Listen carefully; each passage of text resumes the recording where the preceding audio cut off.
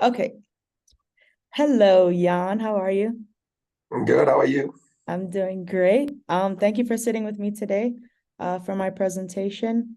So you're a soccer player, that's correct? Yes, been playing soccer my whole life for 28 years now. Wow, that's awesome. That's awesome. I'm also a soccer player. So I know that's Yeah, great. It's the best life to be playing. right. Oh, yeah, competing. What position do you play? Well, for the most part of my life, I played left winger, but in college, I also played center back or Yeah. defensive center mid. So I'm almost been all around the soccer field. Okay, that's good. I'm a midfield and forward myself, so I Yeah, score the goals. So you'd probably be yeah, that's what I defending love the me. most. Yeah, exactly. If I'm back there, I'll be snapping those legs, maybe. I'm sure. All right, so today I'm going to do a presentation on focus, concentration, and imagery. I'm going to Hmm. actually go ahead and share my screen with you. Okay, And at the end, I'm going to give you a little exercise sounds good. um, that ties in with everything. So just to start, mental skills training. Have you ever heard of it before? Yes, I did, but I would not be able to really come up with any examples of it right now if you would ask me. Okay. So, well, focus, concentration, and imagery are a part of that mental skills. So it's something that's used to help athletes enhance performance. So we're gonna go through each of one of them and, see what you know, what you think, All right, and maybe, sounds good. hopefully, you can learn something new from it. Always So love here we go. to. All right. Okay, so the first one we have is focus. So focus, the definition, focus allows performance to pay attention to essential cues and concentrate on tasks to achieve success. A study done by Niederfer's attention model, he broke it down into his framework into two separate categories. So you have internal and external, and then broad and narrow. So I like to think of, I have a little diagram here on the side. You see attention, focus, and concentration. Yeah. Yeah, So I know usually you're probably used to hearing them kind of being interchanged or yeah, being the same. yeah. Yeah. So more so attention is kind of the broader aspect of things. So Yeah, you're going through everyday life and you hear maybe car tires. It is, you look, that's your attention yeah, is there, right? And then yeah. you go and you look to see what's happened, then you're starting to focus, right? So as Yeah, you go down, it's getting narrower. And then once you yeah. have to interact with the situation, concentration has to come in. Okay, So that's kind of interesting. a little bit of the separation of the three. Hmm. So I actually created this little diagram myself. So Nice. yeah. That's awesome. All right. So a couple elements of focus. Internal attentional focus is directed inwards, so your thoughts and feelings. External is the focus directed outward. So when you're focused, you're a soccer player, you're playing a game. Yeah, Internal, you're kind of your thoughts, okay, how do I feel? Am I excited? Am I nervous? Right? yeah, You're in that kind of space. External, you're like, okay, the crowd's pretty big. Oh, I see my mom in the stands. I see, that's your yeah. focus, and you're like, I have a game to play. So it's kind of it's still a bit broad, but there's a subject, right? Yeah. So like the broad attentional focus, it allows you to perceive several pieces of information simultaneously. So the example Okay. is a basketball player going on a fast break or a football player running back after an interception. Hmm. So the same with us as soccer players, right? In a counterattack, we have to pick up information. Who's open? Yeah, Where's the space? Right? So that's a yeah, broad attentional focus. Narrow would be an example of a baseball batter preparing to swing or a golfer. So that yeah, would be narrow focus is more a penalty kick. We have to be, yeah, locked in on what we have to do. So those are yeah. the two that were broken down in Niederfer's chart. All right, and then next. We have concentration. So what do you know about concentration, or what have you experienced with concentration? I think, first of all, it's for me as a person, it's never been really hard to focus in a game and to have concentration, right? But I do believe that obviously every person is different. Every person has different abilities, right? And I also coach soccer a little bit. I didn't tell you this maybe, but I coach soccer a little bit. So when we go into a game, I usually like to have like a little concentration exercise, like with the kids before the game or whatsoever, you know. So that's my calming down, making sure that I let all my other thoughts go and just try to think about what am I going to do in the game, you know. That is excellent. Wow. I can probably make you do my presentation for me. This is great. So that's going to go into the next thing we do. This is fantastic. Yeah. All right. So concentration, that's perfect. Perfect. All right. So it's the ability to sustain the appropriate attentional focus required for a period of time, right? So we're lengthening that focus, and we call that concentration. Studies show that the brain can concentrate during a lecture. So I'm lecturing. So I have you for 10 to 20 minutes before you're like, what am I gonna eat later? You're right? Yeah. Before you lose. And then regular day task, it's usually 2 hours, and then you need a 30-minute break. So, similar to a work day, you 2 hours, take a 15, then you get a lunch, that type of thing. So soccer, it shows that those athletes have to have higher vigilance and conflict resolution.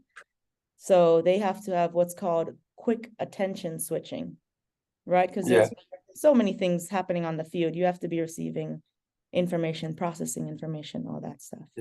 All right. So the components of concentration are broken down in 4. So you have selective attention. So basically what you give your attention to.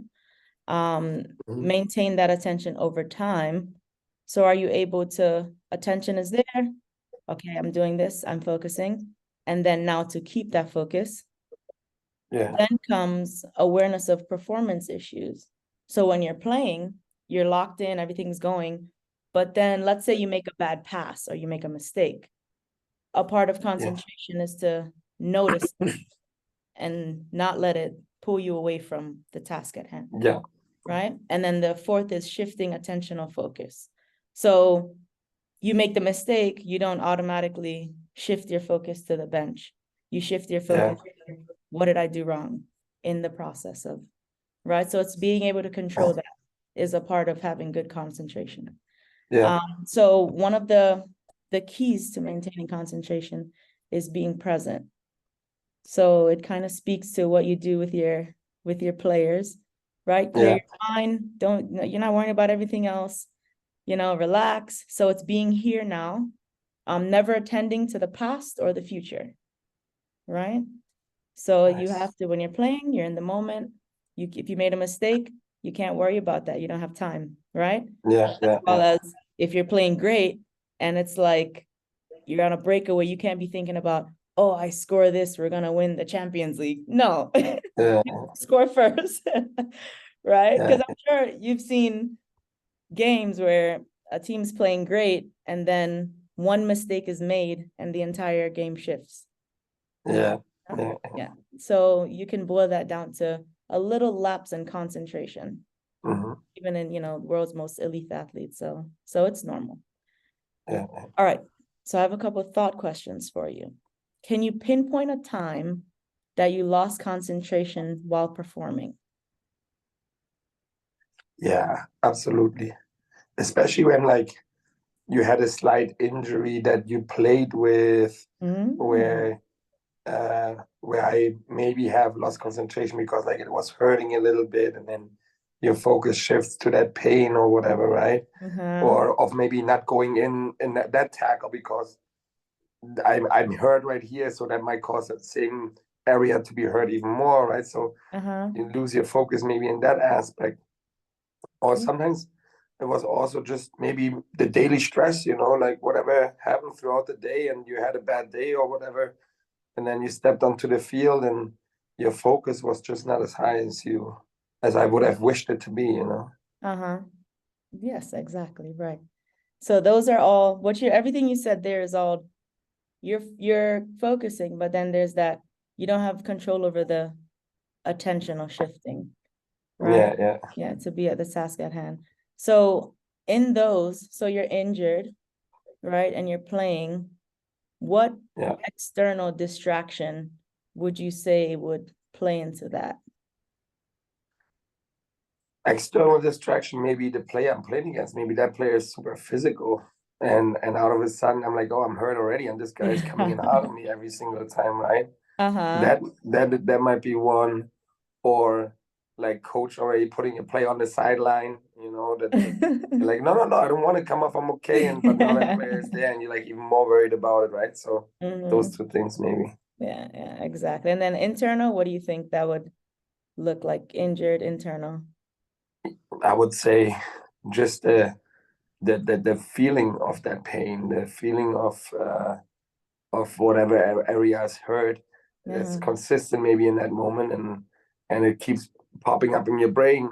And instead of like, all right, let me receive this ball this way, or let me take this shot this way, you focus on I'm hurt. I'm hurting right now, right? So that's it. And you know, it's a tough thing to ask for athletes to, in those moments when you're hurting, because at the end of the day they want results, right? So we have that sense of responsibility of, okay, I have to produce regardless. Like someone said, oh, no one cares if I'm hurt. So but what we see in elite athletes is they're able to be hurt and still be locked in. Do you watch basketball?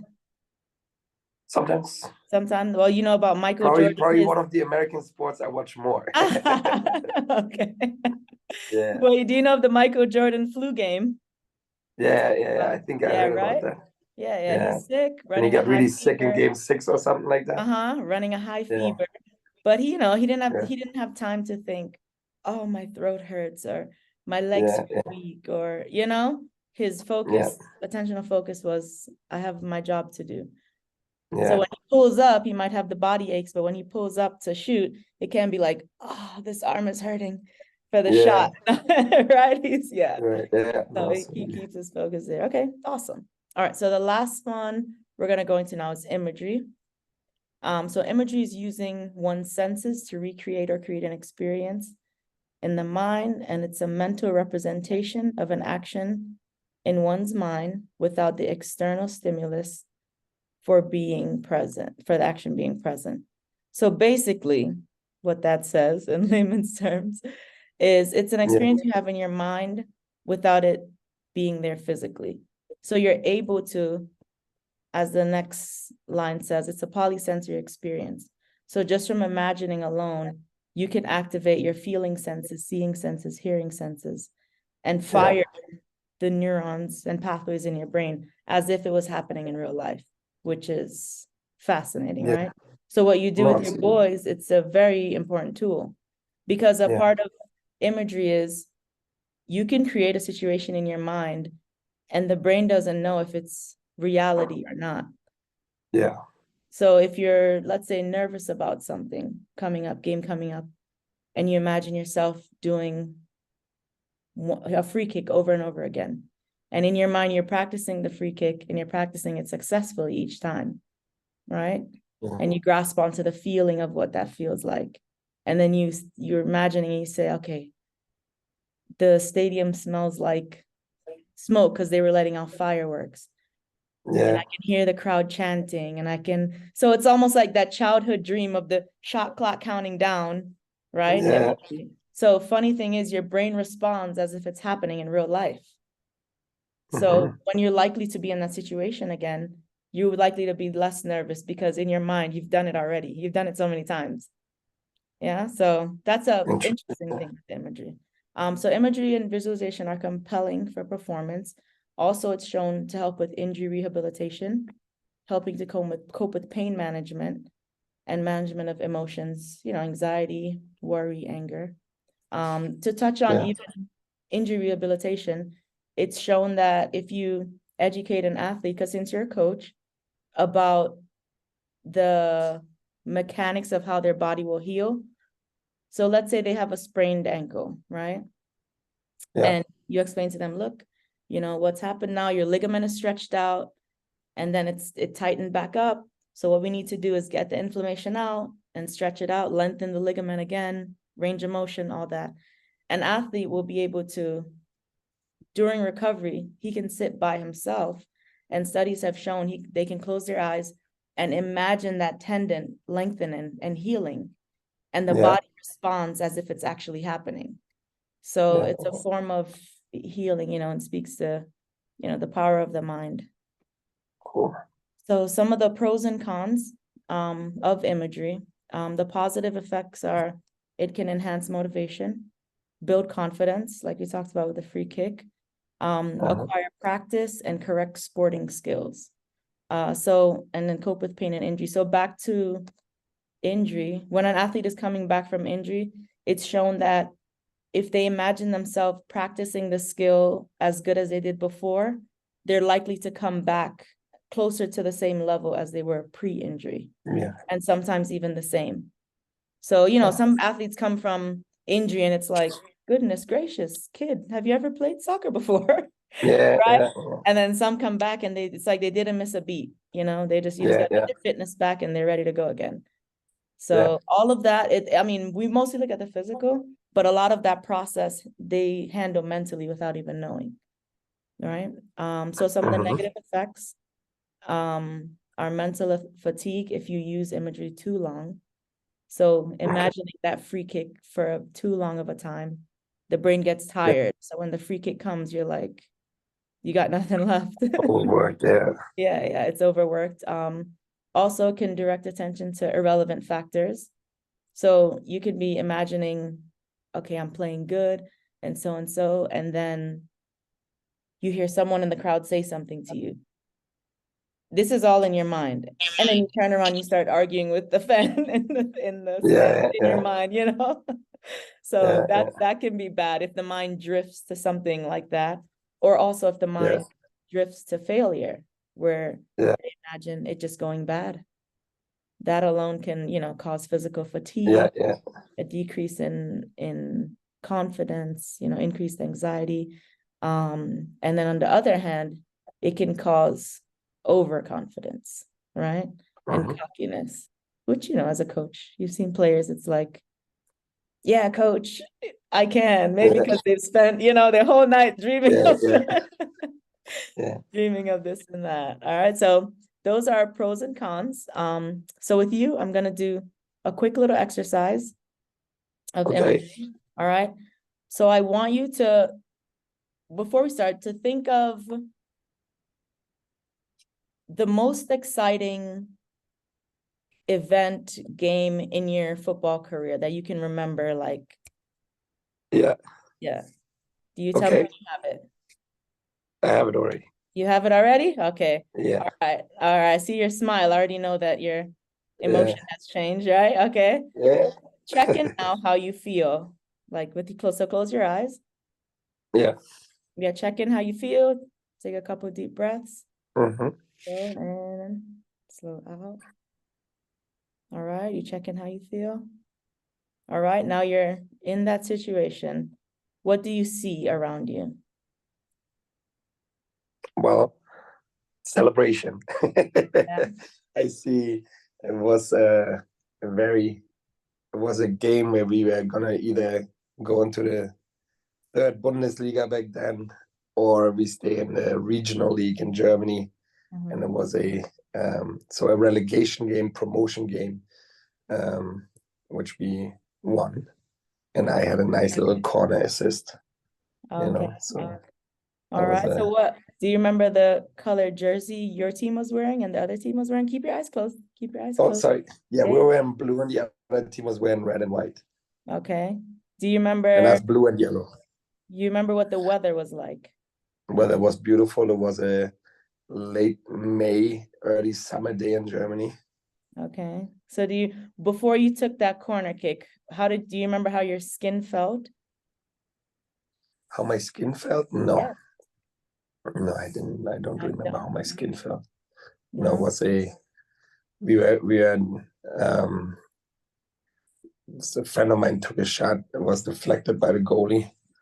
And then I always took all corners from both sides. So put the ball down on the right side with an outside curve, with a away curve from the goal. And one of my best friends came in flying with a header and bam. All right. And when that happened, what did the crowd do? Oh, there was like a couple thousand people there. It was mayhem. Right. So because you felt your body was like never been promoted. We had never been vibrating. promoted. Yeah. People running on the field, even though they're not supposed to. It was pretty cool. Wow. And then the final whistle, how did that feel? The final whistle was pure joy. Everybody jumping on top of each other, joy, happiness. Yeah, euphoria, I would say. Okay, all right. Okay, so you can open your eyes. Yes. Then now check in. How do you feel? Good. It's a reliving the moment, you know. Awesome. So yeah, so that was just a quick example of imagery. That was great. That story got me excited. Like, wow, I wish I was there. Yeah. So those things, like what you do with your players, is important. And sometimes they'll tell you, you know, coach, I close my eyes or I think, but there's nothing, you know. And but something that you have to practice, right? The mental muscle. I was just gonna say that to you too. My boys that I was talking about earlier, they had trouble at the beginning doing this. And then after a while, they got used to it. They felt awkward at the beginning doing it, you know? Yeah, no, you have them like, oh, this is stupid, right? Yeah, exactly, at the beginning. And now they're waiting for that moment before the game, and we do those 2-3 minutes, you know? They get to lock into the space of being not to worry and getting the result they want. So that's awesome. So keep doing that. And the more you can, you know, stress them to when they connect particularly emotion to what they're feeling, those things, it'll make it kind of stick a little bit more. So that is all I have for you today. Thank you so much for sitting. Perfect. No problem. Do you have any questions for me? No, you explained everything really nicely, and I really enjoyed that little activity you did. All right. That was awesome. All right. Excellent. All right. So we will talk soon. All right, Shanaska. Talk to you later. Bye. Bye.